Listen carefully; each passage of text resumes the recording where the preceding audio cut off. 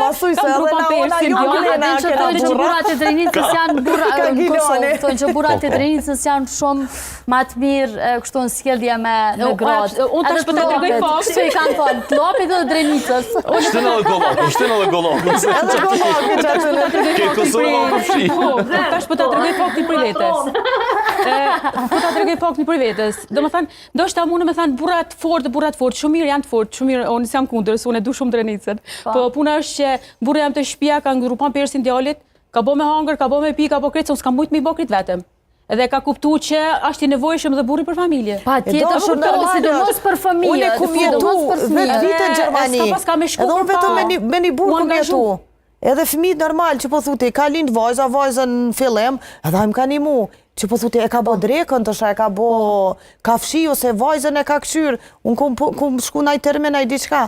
E që aty është ajo komunikimi, bashkëpunimi do të me qenë zbashko, si burri, si gruja.